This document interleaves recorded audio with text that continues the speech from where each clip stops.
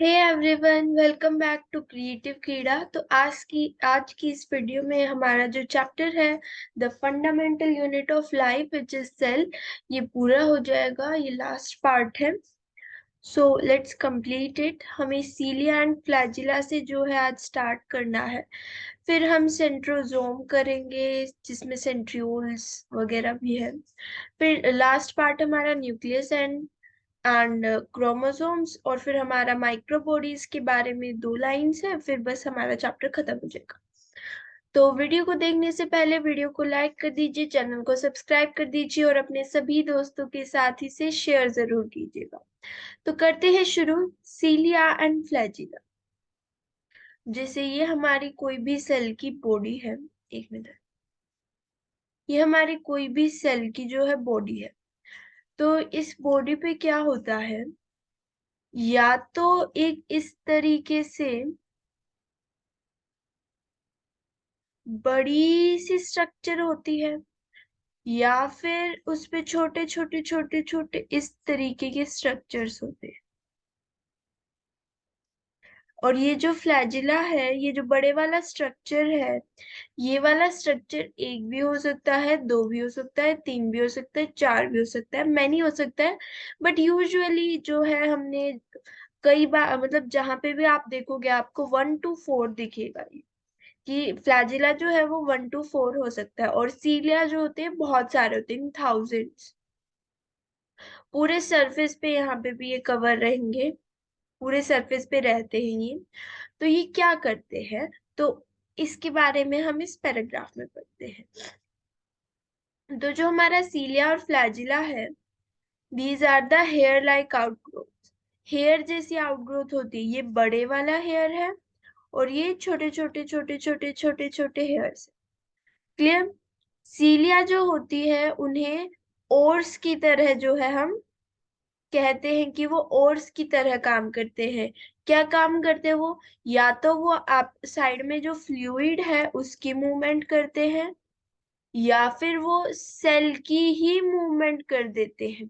Cell की movement करेंगे, या फिर सेल के आसपास जो फ्लूइड है उसे मूव करने में हेल्प करेंगे। फ्लैजिला जो होते हैं वो कंपैरेटिवली लॉन्गर, बड़े होते हैं, और सेल की मूवमेंट बेसिकली फ्लैजिला की ही वजह से होती है। प्रोकैरियोट्स में भी फ्लैजिला होती है, बट उनका स्ट्रक्चर जो है यूकैरियोटिक फ्लैजिला से बहुत डिफरेंट होता है। और अभी हम यूकैरियोटिक फ्लैजिला की ही बात कर रहे हैं। तो इलेक्ट्रॉन माइक्रोस्कोप से जब हमने सीलिया और फ्लैजिला की स्टडी की, तो उन दोनों का जो स्ट्रक्चर है वो सेम सा मिला, और दोनों के ऊपर जो है प्लाज्मा मेम्ब्रेन की कवरिंग मिली। किसकी कवरिंग मिली? प्लाज्मा मेम्ब्रेन की कवरिंग मिली। और उनकी जो कोर होती है उसे हम एक्सोनीम बोलते हैं। क्या बोलते हैं? एक्सोनीम। इस डायग्राम से मैं बताऊंगी आपको भी थोड़ी देर में। कोर को एक्सोनीम कहते हैं। हाईलाइट कर रही हूँ मैं इंपॉर्टेंट पॉइंट्स। इन इसमें जो होती है, बहुत सारी जो कोर होती है उसमें बहुत सारी माइक्रोट्यूब्यूल्स होती है, जो लॉन्ग एक्सिस, जैसे ये इस तरीके की फ्लैजिला होती है ना, तो इसके ही पैरेलल पैरेलल चलती है। ऐसे यूं ट्रांसवर्स नहीं होती। नो, ऐसे यूं ही इस तरीके से, मतलब इसके पैरेलल होती है वो सारी की सारी ट्यूब्यूल्स। 9 डबलेट्स होते हैं जो कि बाहर की तरफ अरेंज होते हैं। डायग्राम में बताऊंगी अभी मैं, साथ के साथ ही बता देती हूँ। आप देख सकते हैं यहाँ पे 9 डबलेट्स हैं। ये यहाँ पे ये आप देखिए, ये डबलेट्स हैं। इस तरह के दो दो दो दो के पेयर्स जो है वो 9 मिल रहे हैं आपको, 9 पेयर्स। एक मिनट।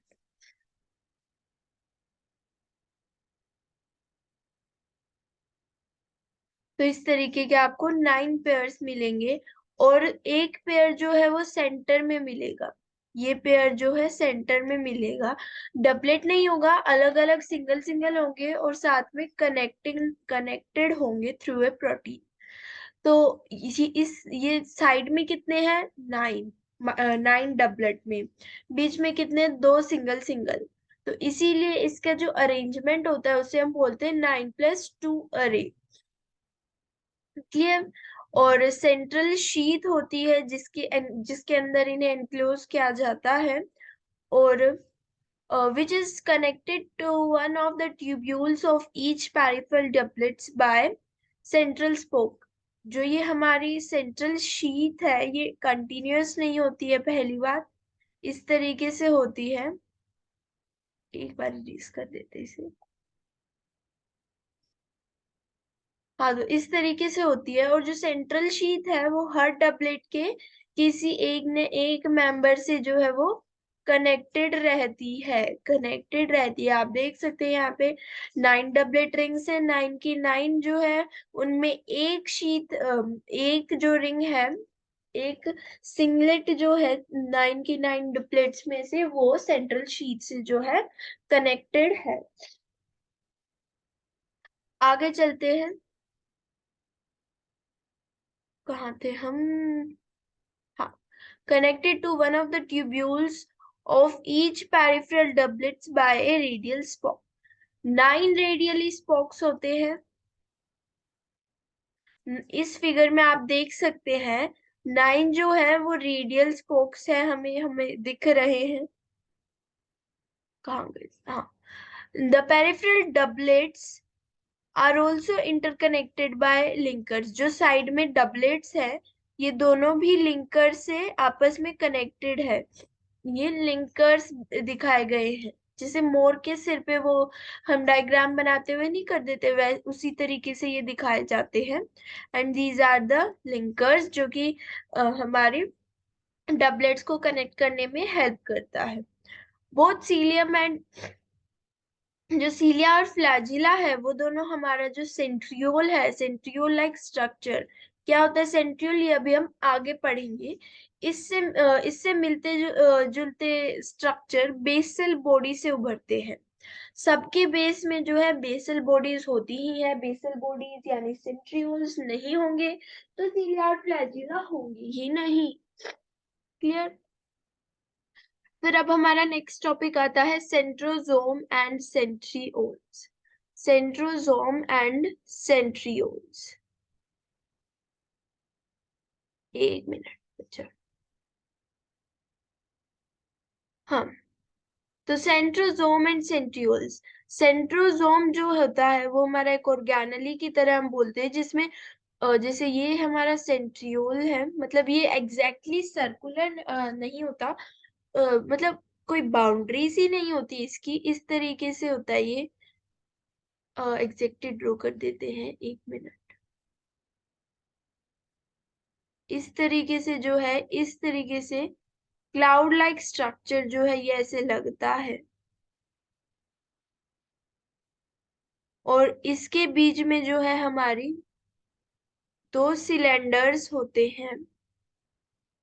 ये सिलेंडर्स जो होते हैं एक दूसरे के ऊपर 90 डिग्री का एंगल जो है हमारा बनाते हैं। इस तरीके से होता है ये स्ट्रक्चर। दो सिलेंड्रिकल स्ट्रक्चर्स होते हैं, इनको हम सेंट्रियोल बोलते हैं। ये पहला सेंट्रियोल, ये दूसरा सेंट्रियोल। तो एक सेंट्रोजोम के अंदर कितने सेंट्रियोल्स?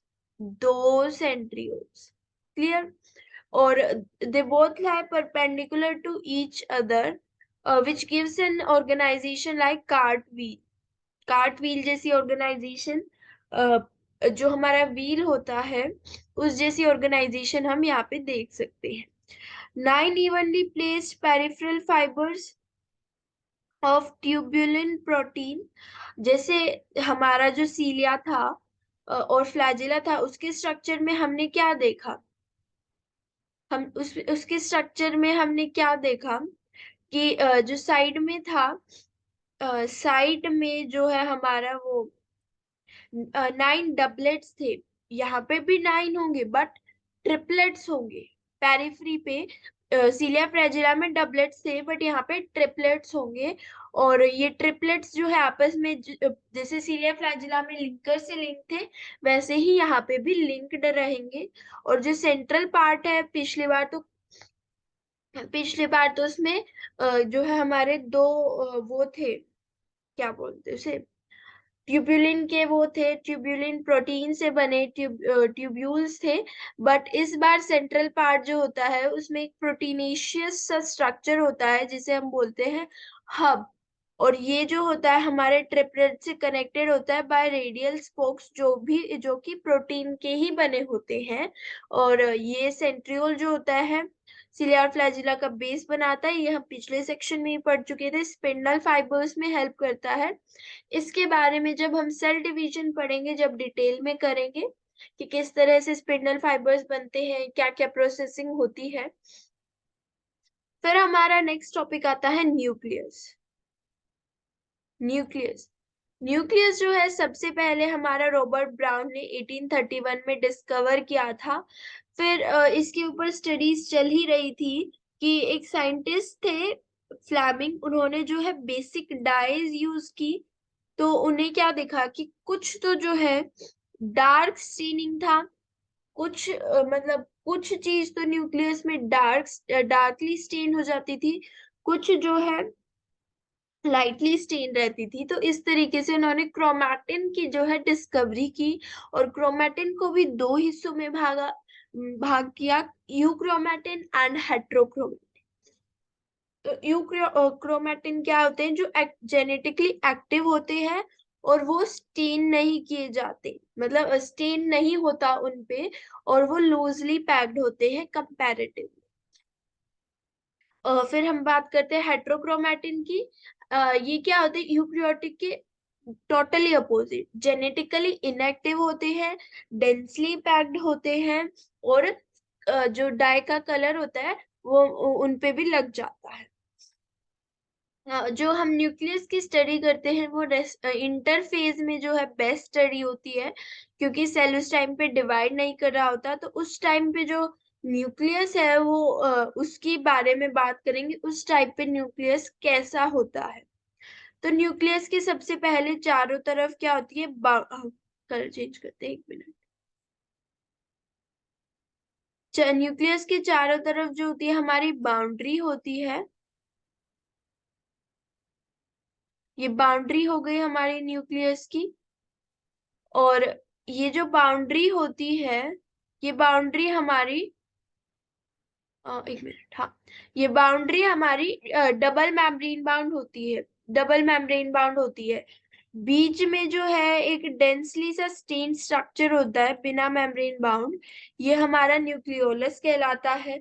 जिस तरह से साइटोप्लाज्म होता है उसी तरह से ये न्यूक्लियोप्लाज्म हो जाएगा।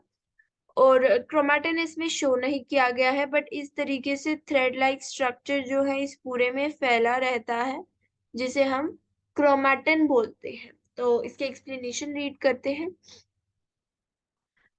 The interphase nucleus of a cell which is not dividing has highly extended and elaborate nucleoprotein fibers, chromatin, जो कि हम अभी बात कर चुके हैं।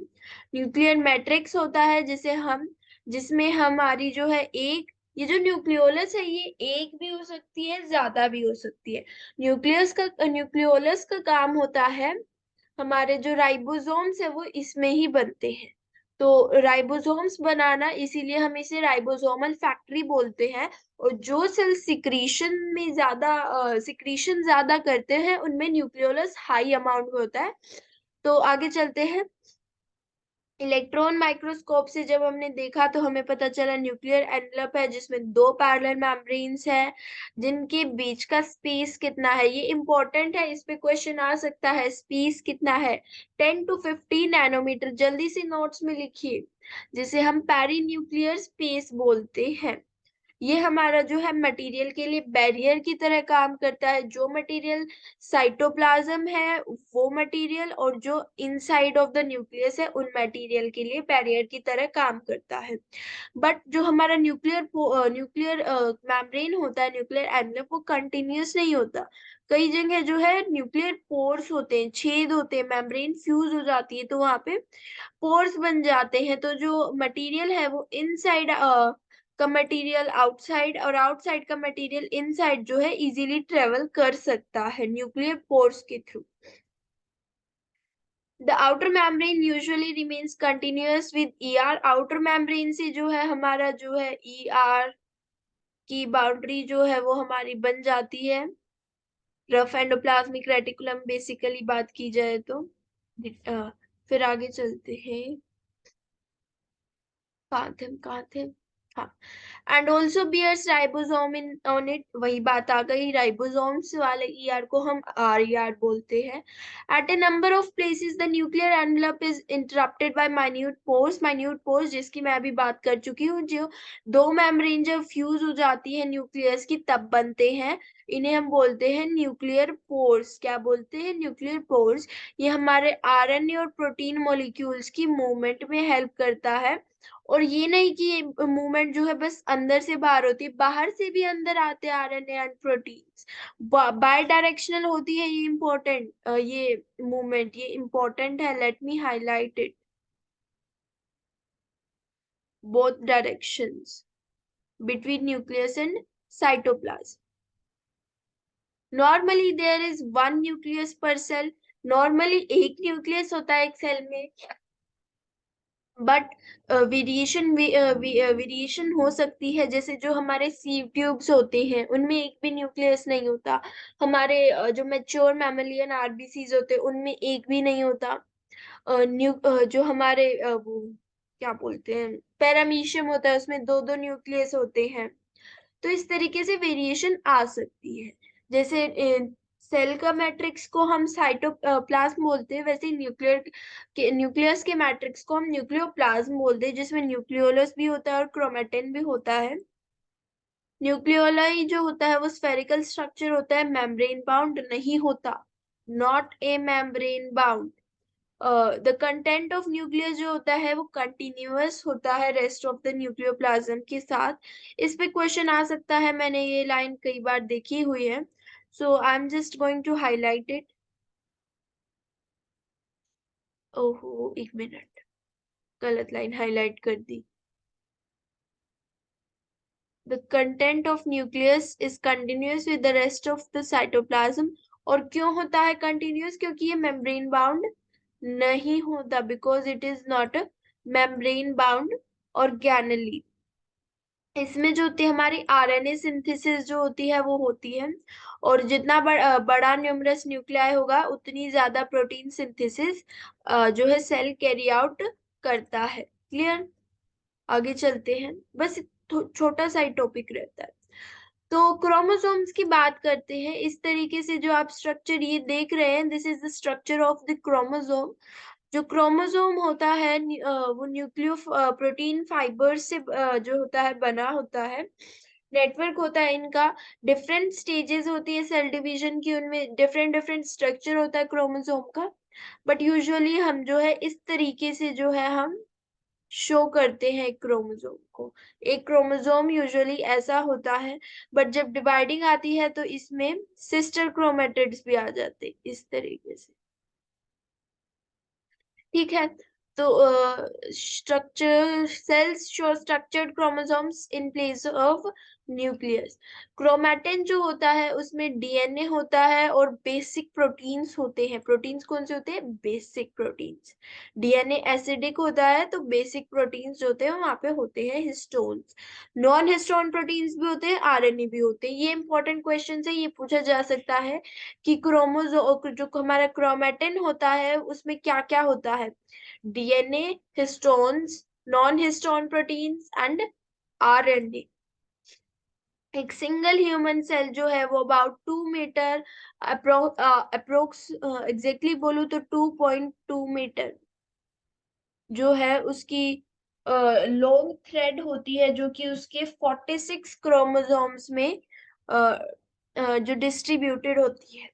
और मजे की बात तो ये है कि इतना लंबा सेल भी नहीं होता जितना लंबा उसका डीएनए हो जाता है।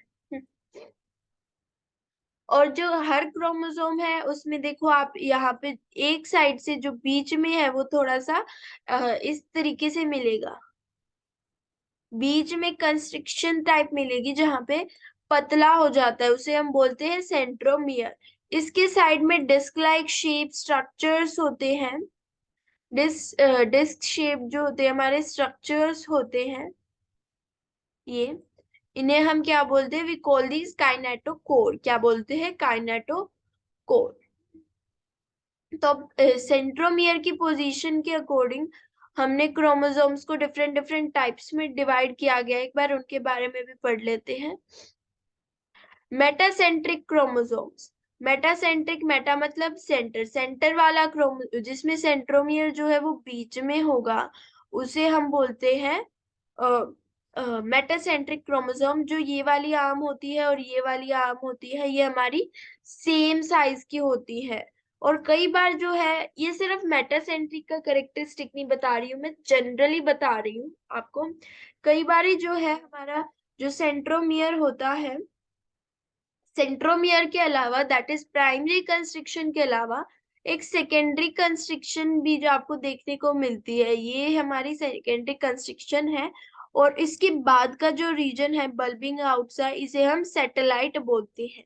क्या बोलते हैं इसे हम? सैटेलाइट। ऐसा नहीं है कि ये सिर्फ मेटासेंट्रिक में होगा, ये यहाँ पे भी हो सकता है, यहाँ पे भी हो सकता है। और जो हमारे सेंट्रोमियर के एंड होते हैं वो सील्ड होते हैं बाय टीलोमियर्स। क्या बोलते हैं हम? टीलोमियर्स के थ्रू ये जो होते हैं सील्ड होते हैं। सब मेटासेंट्रिक यानी सेंटर से थोड़ा सा खिसका हुआ जो है जाए हमारा सेंट्रोमियर, उसे हम सब मेटासेंट्रिक बोलते हैं। और इसकी शेप देखी जाए डिवीजन के टाइम, तो मेटासेंट्रिक की वी शेप आती है और इसकी हमारी एल शेप आती है। सब मेटासेंट्रिक की एल शेप आती है। एक्रोसेंट्रिक की बात करें तो एक एंड काफी छोटा होता है, एक एंड काफी बड़ा होता है, इसकी शेप जे शेप्ड आती है डिवीजन के टाइम। और टीलोसेंट्रिक जिसमें टीलोमियर पे, इसमें तो ये थोड़े से हैं, तो कई क्रोमोसोम्स में तो ये होते भी नहीं है, उन्हें हम बोलते हैं टीलोसेंट्रिक क्रोमोसोम्स। क्या बोलते हैं? Telocentric chromosome. इसकी शेप आई जैसी होती है। क्लियर? तो आगे चलते हैं। सैटेलाइट के बारे में यहाँ पे बताया गया है। नॉन स्टेनिंग जो सेकेंडरी कंस्ट्रक्शन होती है, अगर हम क्रोमोसोम्स को स्टेन करें तो वो हमारी स्टेन नहीं होती है। जो हमारा प्राइमरी कंस्ट्रक्शन है वो तो उस पे तो कलर चढ़ जाएगा, बट जो सेकेंडरी कंस्ट्रक्शन है उस पे कलर नहीं चढ़ता है, जिसकी वजह से एक अलग से हमारा रीजन बन जाता है जिसे हम सैटेलाइट बोलते हैं। What we call it? We call it satellite. Microbodies की बात करें तो छोटी छोटी मेम्ब्रेन बाउंड होती है, सिंगल मेम्ब्रेन बाउंड।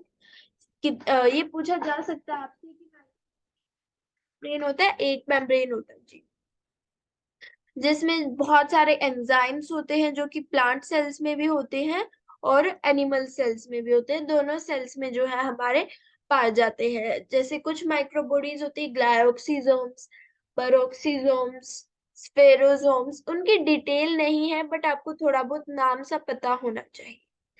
तो ये हमारा सेल चैप्टर जो है कंप्लीट हो गया है। नेक्स्ट वीडियो में हम जो है इसके ये एक्सरसाइज क्वेश्चंस जो है ये डिस्कस करेंगे। तो आज के लिए इतना ही। वीडियो को लाइक कर दीजिए, चैनल को सब्सक्राइब कर दीजिए और अपने सभी दोस्तों के साथ इसे शेयर जरूर कीजिएगा। Thank you so much guys.